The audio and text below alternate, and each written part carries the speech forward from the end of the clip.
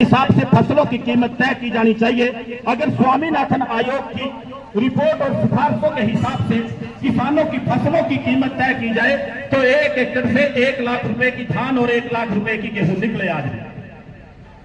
जो professor NS Swaminathan और स्वामीनाथन आयोग की जो रिपोर्ट है उसमें कहा गया, क्या कहा गया कि किसान की जेब, उसका परिवार फैमिली लेवल, जो उसके परिवार के लोग काम करते हैं, जो उसकी पूंजी लगी हुई है 5 लाख का ट्रैक्टर, 10 लाख का सामान, 5 लाख का ट्यूबवेल, वो सारे खर्चे जोड़ लो, ठेका या 45 जो भी है वो उसमें जोड़ लो, तब उसकी फसल की जो कीमत बनती है वो किसान को देनी चाहिए। ये मैं के साथ कि आप हरियाणा सरकार तक पहुंचाएंगे। एक जो हरियाणा में 2 लाख एकड़ के करीब जुमला मालकान, मुश्तरका मालकान, शामलादे, ढोलीदार, बुटमीदार, मुकर्रीदार, काश्तकार, आबादकार लोग हैं, जो उनके हड़क के नीचे की जमीन है उसको सरकार छीने ना, जो उस पर ऑफिशियल कार्रवाई शुरू कर रहे हैं वो बिल्कुल रोक दें। उनको मालिकाना हक देने का जो मुख्यमंत्री हरियाणा ने वायदा किया था कानून लेकर आने का, उसको पूरा करें।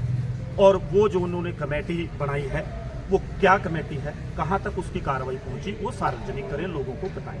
दूसरा, किसान और मजदूर जो कर्ज के बोझ के तले दबा है, आत्महत्या करने को मजबूर है, उसके लिए हमारी कर्ज माफी का निवेदन है, इस आशा के साथ कि ये कर्ज माफी का और कुर्की कानून पर रोक लगाने का और जो जमीनों में मालिकाना हक देने का है, ये किसान और मजदूर की आवाज़ की आप विश्वास के साथ कि आप इसको पहुंचाएंगे, हम आपको डीसी साहब के माध्यम से, हाँ, हम उनके माध्यम से पहुंचा दें, ये आपसे। हाँ जी, धन्यवाद। क्या नाम है जी आपका?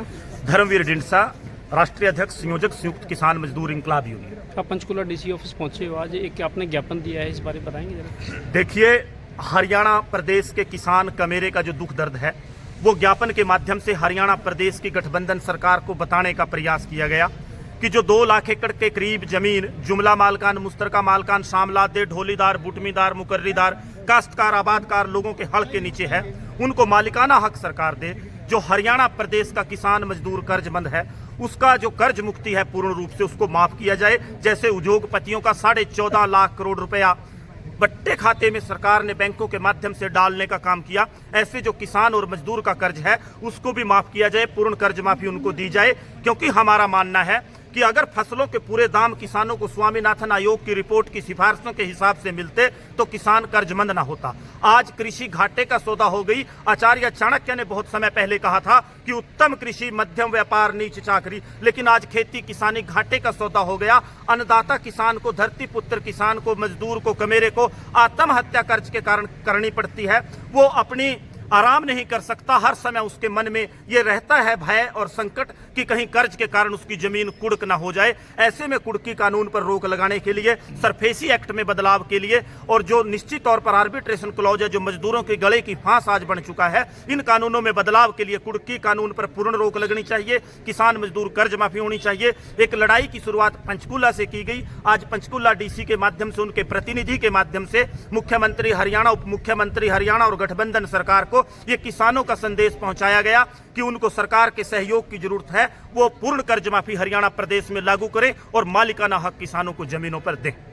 आपने जो आज ज्ञापन दिया है, अगर आपकी मांगों को लेकर सरकार आनाकानी करती है तो आपकी अगली रणनीति जो है वो क्या रहेगी? देखिए, हमने जब भी आंदोलन किया उसका एक जायज तरीका हमारा ये है कि हम पहले मांग सरकार तक पहुंचाते हैं, मांग पहुंचाने के बाद उसको जन आंदोलन का रूप दिया जाएगा। अगर सरकार इस पर ध्यान नहीं देती, मालिकाना हक नहीं देती, किसान को पूर्ण कर्ज माफी लागू नहीं करती और कुड़की कानून पर रोक नहीं लगाती तो हरियाणा प्रदेश में एक बड़ा जन आंदोलन इसके लिए किया जाएगा। और संगठन और यूनियन का जो सीधे तौर पर लक्ष्य होता है वो सरकारों के ऊपर दबाव बनाकर किसानों के हक में फैसले करवाने का होता है। एक जन आंदोलन पूरे हरियाणा में इसको बनाया जाएगा। आज डीसी पंचकुला को ज्ञापन है, इसी श्रृंखला में यमुनानगर डीसी को ज्ञापन होगा, उसके बाद अंबाला डीसी को और दूसरी जगह ज्ञापन के बाद फिर बड़े लेवल पर इसको जन मुहिम का रूप दिया जाएगा ताकि सरकार मजबूर हो किसान और मजदूर की पूर्ण कर्ज माफी लागू करने के लिए।